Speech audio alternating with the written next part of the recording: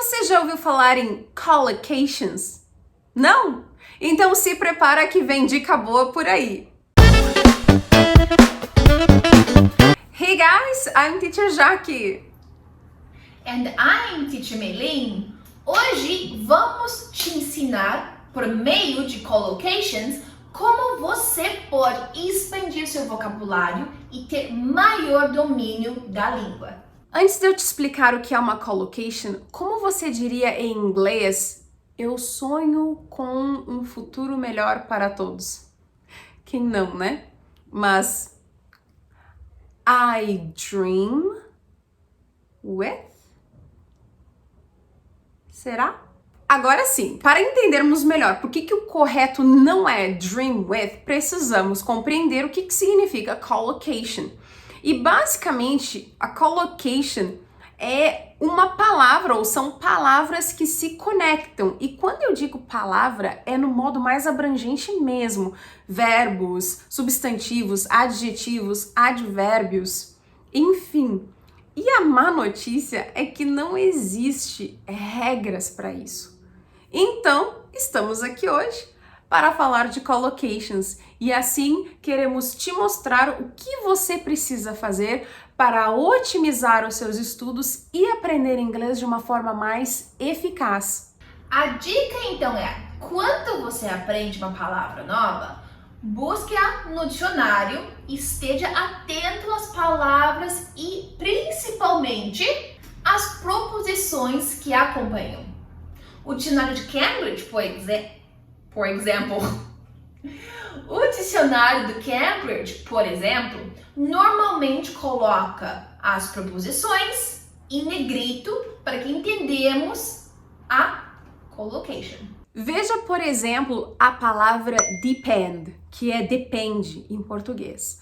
Como que você complementaria essa palavra? Qual a preposição que vem depois? Se eu disser que eu não sei se eu vou sair hoje porque vai depender do tempo. I don't know if I'll go out today. It'll depend on the weather. It'll depend on the weather. Eu vejo muitos estudantes utilizando a preposição of. E como saber qual é o certo ou qual é o errado? Se você colocar no dicionário de Cambridge, como a May falou, você vai ver ali em negrito a preposição on. Então, já que não temos uma regra, o que você acha de praticamos agora? Com alguns exemplos, vamos praticar as preposições que acompanham verbos e adjetivos. A Jaque vai te dar 2 opções e em seguida daremos a resposta. Se precisar, pausa o vídeo. Pronto? Vamos lá! A primeira, com o sentido de eu escolhi azul para o banheiro. Escolhi a cor azul. Vou usar o verbo decide.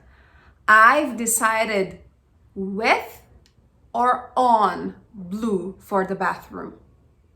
I've decided on blue for the bathroom. A segunda, você vai se atrasar para a escola se não se apressar.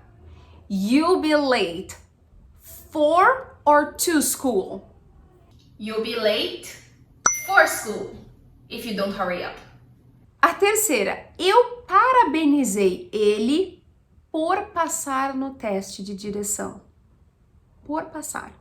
I congratulated him for or on passing. I congratulated him on passing his driving test. A quarta, eu acho que ninguém vai se opor a sair mais cedo. Se opor a alguma coisa. I don't think anyone will object for or to leaving early. I don't think anyone will object to leaving early. Minha irmã sabe desenhar muito bem. Ou ela é muito boa no desenho. My sister is very good at or with drawing. My sister is very good at drawing. Já faz 3 dias que o John não vem ao trabalho. John has been absent from or of work. John has been absent from work for 3 days now.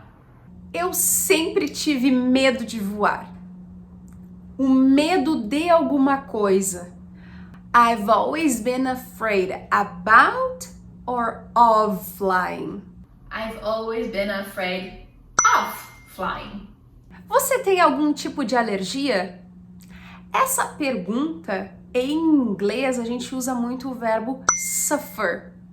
Se você tem alguma doença, alguma alergia, você pode usar o verbo suffer. Mas agora, qual a preposição que deve seguir o verbo suffer?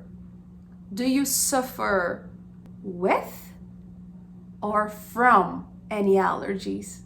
Do you suffer from any allergies? A professora tenta fazer com que todos participem da discussão. Participar de alguma coisa. The teacher tries to get everyone to participate in or of the classroom discussion.